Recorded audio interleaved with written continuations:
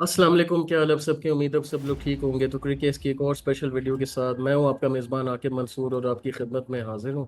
और मेरे साथ मेरे को होस्ट ताहिर भाई मौजूद हैं। ताहिर भाई कैसे हैं? मैं ठीक, अल्लाह का करम। आप कैसे हैं आखिर? बस ताहिर भाई, आज भी हमारे साथ एक बड़े प्रिविलेज गेस्ट मौजूद हैं। इनका नाम फ़ारूक अनीस है। बेसिकली इन्होंने कॉलेज लेवल तक भी क्रिकेट खेली है और इन्होंने अभी रिसेंटली जो है वो लेवल 1 अंपायरिंग कोर्स क्लियर किया from ICC courtesy of Oman cricket. और आजकल ये जो है जूनियर लीग में अंपायरिंग के फ़राइज़ अंजाम दे रहे हैं। तो हमारे साथ मौजूद हैं फ़ारूक अनीस भाई। कैसे हैं आप? जी, बिल्कुल ठीक-ठाक। आके आप लोग कैसे हैं? ठीक-ठाक है, खैरियत से? बस जी फरूक, अल्लाह का करम फर्क है। अल्हम्दुलिल्लाह फरूक भाई, glad to have you on cric. Yes, thank you for embracing our my platform. Pleasure, my pleasure, my pleasure. अच्छा अच्छा फरूक भाई, starting from Oman cricket as you are working closely with Oman cricket, तो आपने ये umpiring हुँ। Course क्यों करने का फैसला किया? क्या रीजन बनी इसके पीछे? पैशन फॉर यार क्रिकेट? रीज़न वाज़ ना नोइंग द गेम बेटर, क्योंकि ऑब्वियसली हम लोग घर पे बैठ के देख रहे होते हैं, हमें ये पता ही चल रहा होता है कि अंपायरिंग मतलब हमें लगता है कि यार ये डिसीजन सही है, जबकि अंपायर मतलब अ लॉट ऑफ उसके दिमाग में बहुत कुछ चल रहा होता है जो हमें पता नहीं होता। तो उस सबको जानने के लिए, समझने के लिए ना, मैंने कहा यार देखें होता क्या है, तो वाक़ई it's a very tough job. Easy job नहीं है, ये कोर्स करके अंदाज़ा हुआ कि इट इज़ वेरी टफ। तो लेकिन बस क्रिकेट को मज़ीद बेहतर जानने के लिए जो है ये कोर्स मैंने किया। लेकिन अंपायरिंग और खेलना, आपको डिफरेंस फील हुआ है दोनों शोबों के अंदर? ये ज्यादा मुश्किल है खेलने से?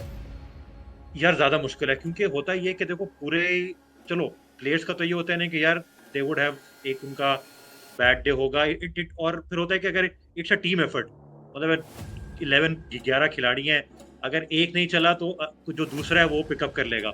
अब अंपायर में तो ये है ना कि यार अगर आपने एक गलत डिसीजन दिया, अब अगर आपको वो मोहाली का डिसीजन याद हो, एलबीडब्ल्यू दो सही हजार ग्यारह रहने वाला, दो हजार आज तक जो है ग्यारह उसको जो है वो बहुत ही बुरे लफ्ज़ों में याद किया जाता है। तो आज तक डिस्कस तो होता वो ऐसा ही है, वो एम्पायर जो है वो बिकॉज़ ही इज़ अलोन, तो वो तो जो है। सारा जो भी ब्लेम गेम होती है वो एम्पायर के ऊपर आती है। तो आई थिंक दोनों चीज़ें इक्वली टफ हैं।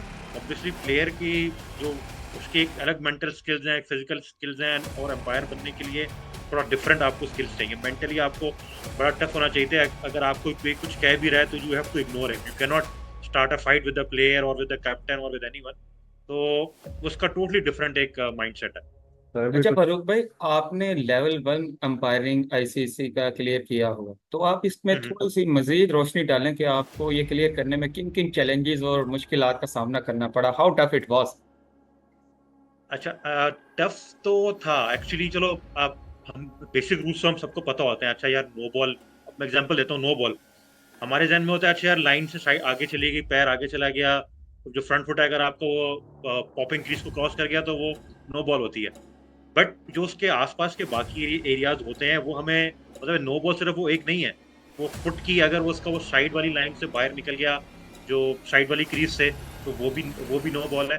तो आई थिंक उसको उसको उसको जज करना, उसको समझना मेरे लिए आई थिंक सबसे टफ उसके अंदर वही था कि यार नो बॉल को जज करना। बिकॉज़ मैं समझता था इट वाज़ वेरी सिंपल, कोई मसला ही नहीं है यार, फ्रंट फुट आगे चला गया, नो बॉल दे दी। बट उसके अंदर अब काफ़ी कुछ चीज़ें समझ में आई कि अच्छा यार जो पॉपिंग क्रीज़ है वो अलग है, और जो दूसरी वाली क्रीज़ है उसका अलग है, फिर जो साइड पर उनका होता है उसको अलग हिसाब से देखना है। तो मतलब काफ़ी टफ था, स्पेशली ये वाला जो सेगमेंट था। अदर देन दैट तो बाकी जो रूल्स हैं एलबीडब्ल्यू वो भी ईज़ी है, और मतलब आपको रूल्स समझना बहुत आसान है। और बाकी भी जितने रूल्स है, रन आउट हो गए, इनिंग्स के दरमियान जो ब्रेक होता है, बीच में अगर बारिश की वजह से मैच रुक गया, that that that part of easy. Even though उसके अंदर भी कैलकुलेशंस थी कि आपको कैलकुलेट करना पड़ता है यार कितना टाइम जाएगा, किस तरह मैनेज करना है। बट मेरे हिसाब से आई थिंक मुझे सबसे टफ जो लगा वो नो बॉल वाला था, और मुझे लग रहा है कि जो मेरा थोड़ा बहुत मार्क्स कम आए थे ना टेस्ट में, शायद वो उसी के अंदर ही होंगे।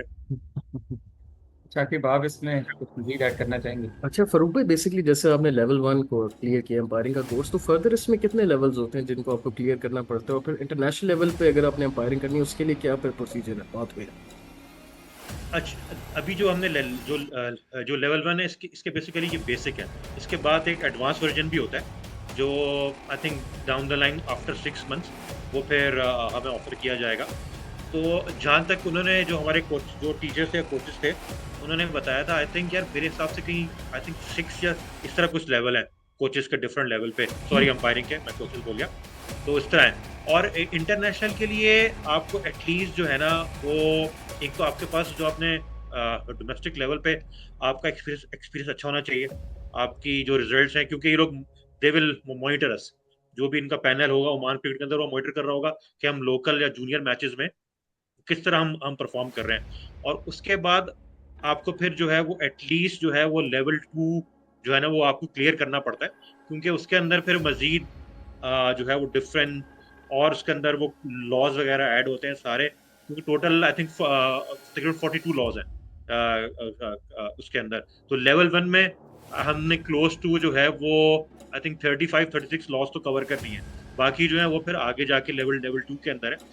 तो वो उसके लिए ये आपको दोनों, एक तो लोकल मैचेस का एक्सपीरियंस और प्लस आपको जो है वो जो लेवल 2 एटलीस्ट वो आपको क्लियर होना चाहिए, तो फिर आपको मौका मिलेगा। उसमें भी आप स्टार्ट करेंगे जो ओमान के अंदर इंटरनेशनल मैचेस हो रहे हैं। ऐसा नहीं होगा कि आपको जो है वो डायरेक्टली ही वो कहीं भेज देंगे, बट जो ओमान के अंदर इंटरनेशनल मैचेस हो रहे होंगे, जैसे जो स्पेशली जो एसोसिएट, क्योंकि Oman is part of the associate cricket जो है, तो उसके अंदर जो हो रहे होंगे तो आपको वहाँ से आपको स्टार्ट करवाएंगे basically। अच्छा फरूक भाई, आपने जैसे कहा कि आपने कॉलेज लेवल से क्रिकेट खेली है, तो ओमान में भी जो है वो क्रिकेटिंग लेवल जो है वो ग्रो हो रहा है, तो आपने एक हायर लेवल पे खेलने की कोशिश नहीं की, पर्टिकुलरली जैसे ओमान की टीम में? क्योंकि ऑब्वियसली खेलना is the ultimate goal of every cricketing fan. यार वो होता तो है, बट कॉलेज के बाद फिर वो थोड़ा सा असल में जो है वो करियर पाथ चेंज हो गया। वो प्लान था कि जो है वो मतलब है, क्योंकि मेरे जो फादर है उनका एक शौक था कि I would join arm forces, तो वो वहाँ पे नहीं हुआ। तो उसके बाद फिर I thought of coming into telecom, तो वो फिर जो है ना डॉन वो पाथ टोटल चेंज हो गया एकदम ही। तो इसलिए फिर मजीद क्रिकेट में कंटिन्यू कर नहीं सका, और फिर आपका करियर स्टार्ट हो गया, फिर जॉब, फिर सब कुछ। तो उस वजह से जो है ना फिर अब वो आई थिंक बॉडी उस हिसाब से रही नहीं कि अब हम जाके जो है वो प्रोफेशनल क्रिकेट खेल सकें, चाहे वो एसोसिएट लेवल पे है या जिसके अंदर भी है। अच्छा फरूक भाई, जैसा कि आप अभी करंटली ओमान की क्रिकेट टीम के साथ एफिलिएटेड हैं, तो आप ओमान की क्रिकेट में ग्रोथ को किस तरह रेट करते हैं? जैसे कि रिसेंटली वो इंटरनेशनल T20 जो हमारा रिसेंटली वर्ल्ड कप हुआ है उसका भी पार्ट थी, तो ओमान की क्रिकेट को आप कैसे रेट करते हैं इन फ्यूचर? यार आई थिंक उसमें काफ़ी again it is a mixture of Pakistani Indians और जो Pakistani Indian and south Africans. जो इनका कोचिंग स्टाफ है वो सारा साउथ अफ्रीकन है, बहुत अच्छे लोग हैं, बहुत ज़बरदस्त है। इनफैक्ट मेरा बेटा भी है, वो अंडर अंडर जो 16 है उसमें ट्रेन करने जाता है। तो कोचिंग स्टाफ तो इनका काफ़ी अच्छा है। और जहाँ तक टीम की बात है, आई थिंक टीम में भी प्लेयर्स तो काफ़ी अच्छे हैं। और इनकी कोशिश, क्योंकि इनको फंड्स मिलने स्टार्ट हुए हैं अभी आईसीसी से जो है, और एसीसी से भी ओमान क्रिकेट को फंड्स मिलने स्टार्ट हुए हैं। तो ये अब क्रिकेट को मजीद जो है ना वो स्कूल लेवल पे, और अभी काफ़ी काफ़ी जो है वो प्राइवेट जो अकेडमीज हैं वो भी ओमान में बनना शुरू हो गई हैं। तो आई थिंक ओवरऑल एक अच्छा है, बट अगेन वही है कि जो जो जो जो लोकल पॉपुलेशन है उसका इतना इंटरेस्ट नहीं है। जो ज़्यादा है, जो जो एक्सपर्ट्स हैं, पाकिस्तानी, इंडियन, साउथ अफ्रीकन बहुत हैं, इंग्लैंड से बहुत फैमिलीज आई हुई हैं, उनके बच्चे खेलने आते हैं, श्रीलंका से बहुत सारे लोग हैं। तो ज़्यादा वही है कि जो एक्सपर्ट कम्युनिटी है ना वो उसके अंदर ही है। थोड़ा सा लोकल जो रिप्रेजेंटेशन है वो ज़रा कम है, क्योंकि फुटबॉल इनका ज़्यादा पसंदीदा खेल है, तो फोकस उसके ऊपर है। तो ये है कि जो एक्सपर्ट्स पे मुश्तमिल टीम है वो काफ़ी अच्छी है, क्योंकि उनमें से काफ़ी सारे लड़के ऐसे हैं कि जो इंडिया या पाकिस्तान में रेगुलर डोमेस्टिक भी खेलते रहे हैं, उनको वहाँ वहाँ वहाँ वहाँ मौका नहीं मिला, तो उन्होंने फिर यहाँ आके जो है ना अपना करियर बनाने की कोशिश की है। ठीक है तो ये है, सारी एक्सपर्ट बेस्ड टीम है, लोकल बहुत कम है। अच्छा फरूक भाई, जैसे आप कह रहे हैं कि आपने टेलीकॉम इंडस्ट्री के अंदर भी काम किया, तो बेसिकली जॉब के साथ साथ फिर एम्पायरिंग आप इसको कैसे मैनेज करें? क्योंकि दोनों काफ़ी डिफिकल्ट ड्यूटीज हैं कि दोनों चीज़ों को एक साथ पैरेलल लेके चलें। हाँ यार वो तो है, देखो क्योंकि प्रॉब्लम ये है कि जो हमारे वो जो टीचर भी थे वो उस वक्त आई थिंक आईसीसी के इंटरनेशनल लेवल की उसमें एम्पायरिंग में है। तो he is also working as an IT manager. तो वो ये कहते हैं कि यार देखो, एम्पायरिंग एक ऐसा जॉब है कि जिसमें आपको you will not get like a high salary और समथिंग। तो आपका जो मेन जॉब रोल है उसको आपको कंटिन्यू करना पड़ेगा। हाँ, बैलेंस करना पड़ेगा। वो ये है कि ऑब्वियसली आपको फिर अंडरस्टैंडिंग बनानी पड़ेगी अपने कुलीग के साथ, अपने बॉसेस के साथ। कि यार देखो, अगर आज मुझे एम्पायरिंग करने आना है मैच में, तो मुझे थोड़ा I would have to go up bit early या इस तरह। तो वो फिर इस तरह करके जो है ना मैनेज करना पड़ता है। जब मैंने जो कोर्स भी किया वो द स्प्रेड ऑफ 5 days, वो इसी तरह किया मैनेज करके कि यार जो है मुझे मैंने एक दिन छुट्टी ले ली और एक दिन मैं जल्दी चला गया, तो वो फिर उस तरह मैनेज करना पड़ता है। ऑब्वियसली क्योंकि देवर अर्निंग, आपके फैमिली है, बच्चों, उनके लिए तो एक प्रॉपर जॉब और वो टेलीकॉम की जो मेरी जॉब है एक प्रॉपर जॉब जॉब है। बस चीजें और मल्टीपल। अंपायरिंग जो है वो एक साइड साइड हसल के तौर पे स्टार्ट की है। अच्छा फरूक भाई, जैसे आप भी ओमान क्रिकेट के साथ एसोसिएटेड हैं, तो आईसीसी को क्या करना चाहिए बेसिकली कि ओमान भी और मजीद इस तरह की एसोसिएट नेशंस हैं उनकी क्रिकेट डेवलप हो और grow like the top tier nations? यार आई थिंक सबसे पहले स्कूल, किसी भी, अगर हम किसी भी स्पोर्ट्स को हम कामयाब करना चाहते हैं, क्रिकेट हो गया कुछ भी हो गया, तो सबसे पहले आपको उसको स्कूल लेवल पे उसका इंटरेस्ट पैदा करना पड़ेगा। अगर हम डेवलप नेशंस को देखें, पाकिस्तान हो गया, अब तो खैर पाकिस्तान में काफी कम हो गया स्कूल क्रिकेट, बट जब हम लोग थे तो स्कूल क्रिकेट बहुत अच्छी थी कॉलेज लेवल पे भी। इंडिया में अभी भी स्ट्रांग है, श्रीलंका में अभी भी स्ट्रांग है, इंग्लैंड में अभी भी स्ट्रांग है। तो आई थिंक आईसीसी को थोड़ा सा जो है ना, जो जो नेशंस हैं जो जो क्रिकेट आना चाहते हैं या जहाँ पे इंटरेस्ट है, आई थिंक थोड़ा सा स्कूल लेवल पे जो है ना वो फंडिंग थ्रू लोकल बोर्ड्स वो उनको प्रोवाइड करनी पड़ेगी। और अगेन भी बात है कि यार कोचेस पर आपको कोचेस भी अच्छे चाहिए ऑब्वियसली। यार अगर एक लेट से अगर एक गैरी क्रिस्टन के लेवल का कोच है, वो कभी भी अपना आईपीएल का या जो भी लीग का जो है वो छोड़ के कभी भी किसी लोकल वो नहीं आएगा, क्योंकि यार उसके लॉस है, उसके अर्निंग वो है। तो आई थिंक आईसीसी को एक तो लोकल कोचेस को डेवलप करना पड़ेगा कि यार लोकल कोचेस को भी उस लेवल पे पहुंचे, और साथ साथ उनको थोड़ा सा इंटरनेशनल कोचेस को भी यार पे देम समथिंग, उनको कुछ पे करें या क्रिकेट बोर्ड को सपोर्ट करें वहां पे, ताकि वो यहाँ पर आए और फिर वो जो अपना नॉलेज है वो बच्चों को पास करें। तो आई थिंक सबसे इंपॉर्टेंट मेरे हिसाब से ये है कि स्कूल लेवल पे जो है ना वो क्रिकेट को डेवलप करना पड़ेगा। अगर आप उसको एक वाकई इंटरनेशनल लेवल की बनाना चाहते हैं, sport like football like other stuff, तो आई थिंक ये थोड़ा सा करना पड़ेगा। और इसमें आईसीसी को यार दे शुड शेयर देयर, बहुत कुछ कमाता है आईसीसी, थोड़ा सा उसको आई थिंक और इन्वेस्ट करना जरूरी है क्रिकेट के अंदर इस वक्त। जी फारूक भाई, जैसा आप ओमान की जूनियर लीग के साथ भी अटैच हैं, क्रिकेट लीग की, तो इसके बारे में भी थोड़ा सा हमें बताएं कि इसमें कितने टीम्स हैं, क्या इंफ्रास्ट्रक्चर है इसका, जरा थोड़ी इस पर रोशनी डालें। तो यार टीम्स यहाँ पे बड़ी लिमिटेड है। जो इनका जूनियर है वो बेसिकली जोन, जिस तरह हमारे यहाँ पाकिस्तान और इन जगहों पे तो जोन वाइज होता है ना, कि यार कराची जोन हो गया, कराची वाइट्स हो गए, जैसे इंडिया में जो रणजी ट्रॉफी है उसमें उनकी जोन्स टीम होती है। अच्छा, यहाँ पे जोन्स की टीम नहीं है। यहाँ पे जो आपके लोकल डोमेस्टिक क्लब्स हैं, जो प्राइवेट क्लब्स हैं जो चल रहे हैं, जैसे ये ओमान क्रिकेट एकेडमी का अपना एक क्लब है बच्चों के लिए, जूनियर के लिए, उनकी टीम होती है। उसके अलावा दो चार प्राइवेट, कुछ कुछ इंडियंस हैं उन्होंने बनाए हुए हैं, कुछ श्रीलंकन जो उन्होंने प्राइवेट क्रिकेट क्लब बनाए हुए हैं। तो एक टीम मतलब है, तीन टीमें ये हो गई। उसके अलावा कुछ यहाँ पे जैसे लोकल मैं एग्जांपल दूंगा, कुछ जो बड़ी इंडस्ट्रीज है यहाँ पे, जैसे पेप्सी हो गई, और ओमान का अपना जो इनके इनके ब्रांड है, कुछ लोकल ब्रांड्स जो हैं, जो लोकल फैक्ट्रीज हैं, उनकी कुछ टीम्स होती हैं। तो ज्यादा इतना बड़ा इनका वो नहीं है। आई थिंक हार्डली जो है वो 8 to 10 टीम्स होती हैं, और उसकी बेस पे चल रहा होता है। और उसमें अगेन जोन वाइज नहीं होता है, वो इनकी जो भी लोकल इनको सपोर्ट मिल रहा होता है। कुछ क्रिकेट क्लब्स की टीम होती हैं, और कुछ इस तरह जो बड़ी मल्टीनेशनल ऑर्गेनाइजेशंस हैं जिनका बड़ा सेटअप है, वो टीम्स को सपोर्ट कर रहे होते हैं। अच्छा फरूक भाई, जैसे आप कह रहे हैं कि आप अंपायरिंग के साथ एसोसिएटेड हैं, तो आप उनको क्या मैसेज देना चाहेंगे, क्योंकि आप कह रहे हैं कि पेइंग कंडीशंस का भी इसमें मसला है, तो उनके लिए क्या मैसेज देना चाहेंगे जो पैशनेट है अंपायरिंग के वाले से और इसमें फुल टाइम अपना करियर बनाना चाह रहे हैं? यार आई थिंक सबसे पहले तो फिर उनको अगेन आपको कोर्स करना बहुत ज़रूरी है लेवल में। मतलब हम पहले इतना अंदाज़ा नहीं था, फ्रेंकली स्पीकिंग, नहीं पता था कि हाँ यार अंपायरिंग का भी इस लेवल पे आपको स्टडी करना पड़ता है, आपको पढ़ना पड़ता है। तो आई थिंक सबसे पहले तो आपको जो भी आपका लोकल जहाँ पे भी आप हैं, अगर वहाँ पे ये कोर्स ऑफर हो रहा है, तो आपको definitely, if you have, again थोड़ी इसकी फीस होती है, फीस ये लोग चार्ज करते हैं। तो अगर if you have the budget, तो आपको जो है वो लाजमी जो है वो उस कोर्स को करना चाहिए। और क्योंकि उस कोर्स की बेसिस पे ही जब आप वो कोर्स करेंगे, तो उसके बाद फिर आप उस कंट्री के लोकल क्रिकेट सिस्टम के अंदर आ जाएंगे।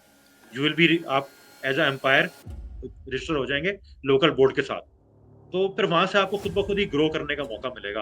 तो आई थिंक ये कोर्स करना सबसे इम्पोर्टेंट है, कोर्स करना, और जो है वो रूल्स को समझना। रूल बुक अवेलेबल है, आप उसको पढ़ सकते हो। जब अपना कोर्स करने जाओ तो फिर आप वहाँ पे क्वेश्चन कर सकते हो आप, क्योंकि रूल्स काफ़ी कंफ्यूजिंग होते हैं। तो ये सब आपको थोड़ा करना पड़ेगा। तो यही है।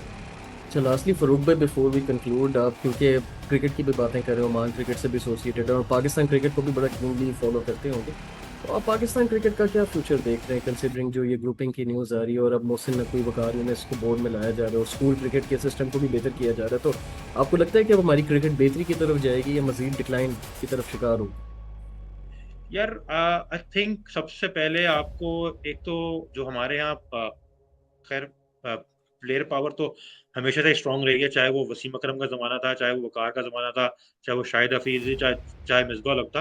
तो वो प्लेयर पावर हमेशा से रही है। और प्लेयर प्लेयर थोड़ा सा परफॉर्म करता है, देखिए यार नेचुरल, ये एक नेचर है इंसान की। मगर मैं भी अपनी जॉब में परफॉर्म कर रहा होता हूँ तो मुझे बड़ी खुशी होती है, आई एम प्राउड। मैं कहता हूँ यार मुझसे अच्छा तो कोई भी नहीं है। तो आपको थोड़ा सा आपने जो, क्योंकि देखो हमारे जो प्लेयर्स आ रहे हैं वो स्कूल सिस्टम से नहीं आ रहे, वो गली क्रिकेट से उठ के आ रहे हैं बेसिकली। सही है, तो उनका वो मेंटल लेवल नहीं है कि वो गेम, जब वो इंसान के पास पैसा आता है या ताकत आती है तो इंसान थोड़ा ना वो प्राउड हो जाता है। तो आई थिंक एक तो सबसे पहले पीसीबी को प्लेयर्स को ग्रूम करना चाहिए। और ये अच्छी बात है अगर ये लोग स्कूल क्रिकेट रिवाइव कर रहे हैं दोबारा, तो इससे वो फिर हमारे पास वो इमरान खान और माजिद खान वाले टाइप लोग आएंगे जो गेम को समझते भी हैं और अपने आप को कैरी करना भी चाहते हैं। तो आई थिंक एक एक अच्छा, देखो यार अगेन, अगर अगर if Mohsin Naqvi is doing good तो अच्छी बात है, रिगार्डलेस कि उसकी पॉलिटिकल एसोसिएशन का है, वो हमें देखना ही चाहिए, वो एक डिफरेंट टॉपिक है। बट ये है कि अगर वो अच्छा कर रहे हैं तो अच्छी बात है। लेकिन यार ग्रुपिंग आई थिंक, खैर इसमें हमारे बोर्ड का भी बहुत बड़ा कसूर है। हमारे जो चेयरमैन आते हैं हमेशा, और जो हमारे लोकल कोचेज होते हैं, वकार हो गया, मिसबा हो गया, ये सब लोग हो गए, इन्होंने हमेशा से ग्रुपिंग को अपने फेवरेट प्लेयर्स को लाने की कोशिश की है। तो इसमें थोड़ा सा जो है ना वो पीसीबी का भी कसूर है, और जो हमारे कोचेज रह चुके हैं उनका भी कसूर है कि प्लेयर पावर को वो खुद हवा देते हैं ग्रुपिंग करने के लिए। तो आई थिंक अगेन यार एजुकेशन बहुत इंपॉर्टेंट है, चाहे चाहे चाहे वो स्कूल ना गया हो। यार इंडिया में भी कितने प्लेयर्स हैं, हम देखते हैं सब तो स्कूल नहीं गए होंगे ना, बट आप देखो उनका उनका ग्रूमिंग लेवल टोटली डिफरेंट है, क्योंकि जो बीसीसीआई है वो इन्वेस्ट करता है उस चीज के अंदर। तो पीसीबी को भी प्लेयर को सिखाने के लिए, अब वो प्लेयर एजेंट के हाथ में होते हैं, जब प्लेयर एजेंट के हाथ में होंगे तो फिर यार यही हाल होगा फिर। अच्छा फरूक भाई, जाते जाते हमारे एक चैनल के लिए अगर आप कोई पैगाम देना चाहें, क्योंकि आप हमारा कंटेंट रेगुलरली फॉलो भी कर रहे हैं, कि हम कोचेज हो गया, क्लब क्रिकेट हो गया, जूनियर लेवल क्रिकेट, हर क्रिकेट का जो है वो क्रिकेटर की आवाज़ भी बने और इशूज़ को जो है वो पाकिस्तान में पर्टिकुलरली क्रिकेट को हाईलाइट करने की काफ़ी कोशिश करें, तो कोई जाते जाते अगर मैसेज हमारे व्यूअर्स के लिए आप देना चाहें? डेफिनेटली नो, आई थिंक आप लोग बड़ा अच्छा काम कर रहे हो, आप ग्रुप में भी शेयर करते रहते हो, आप हमसे साथ, हम उसको पढ़ते रहते हैं, देखते रहते हैं। हाँ, थोड़ा-सा ये है कि यार मुझे आपका अच्छा लगा कि आपने जो है ना वो लोकल लोकल कोचेज़ और लोकल प्लेयर्स को प्रमोट कर रहे हैं, जो आई थिंक मेरा नहीं ख्याल कि और कोई यूट्यूब या और जो लोग चैनल चला रहे हैं वो इस तरह प्रमोट करते हैं। तो इस चीज़ को आप बहुत कंटिन्यू रखो, इसको कभी भूलना मत। लोकल प्लेयर को जितना सपोर्ट मिलेगा उसको उतना आगे बढ़ने का मौका मिलेगा, उसको कंटिन्यू रखो। और इंशाल्लाह कोशिश करके जो है ना वो आपको, मुझे उम्मीद है कि आपका चैनल काफ़ी आगे तक जाएगा। तो इस चीज़ को, बहुत ट्रेंड को फॉलो रखो, साथ-साथ मशहूर लोगों के साथ-साथ जो नॉर्मल लोग हैं उनको भी आगे बढ़ने का मौका दो। शायद भी तो कुछ इसको और। कंटिन्यू रखना हमेशा। जी जी बस बिल्कुल, ये मेरा बाकी मैसेज। मैं भी थोड़ा ऐड करना चाहूँगा, क्योंकि हमारा चैनल की जिस दिन हमने बुनियाद रखी थी, तो हमारा मेन एजेंडा ये था कि लोकल प्लेयर्स जो अंडर रेटेड हैं और लोकल एम्पायर जिनको इतनी पजीराई नहीं मिल सकी, जो हमेशा निगलेक्टेड रहे हैं, वो हमारे लिए हमेशा से वीवीआईपी रहे। हमारा मेन एम ये है कि उनको मेन फ्रंट फुट पे लाना। मशहूर तो automatically already they are on their privilege. तो बेसिकली हमारा यही था कि जो अंडर प्रिविलेज हैं उनकी आवाज़ बनना, ताकि इस चैनल के थ्रू अगर एक भी अंडर प्रिविलेज किसी लेवल पे चला गया तो ये हमारे चैनल की जीत हो। चलें फरूक बेशक बेशक, नहीं जबरदस्त जबरदस्त, बहुत बहुत जबरदस्त आइडिया है आपका ये। चलें फरूक भाई, thank you so much for your time, और कोशिश करेंगे कि आपको थैंक यू। यूज़ करें। सो यार guys, that's it for this. जरूर।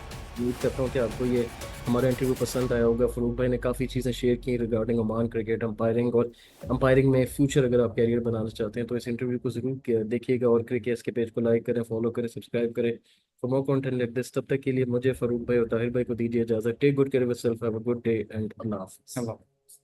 अल्लाह हाफिज़। अल्लाह हाफिज़।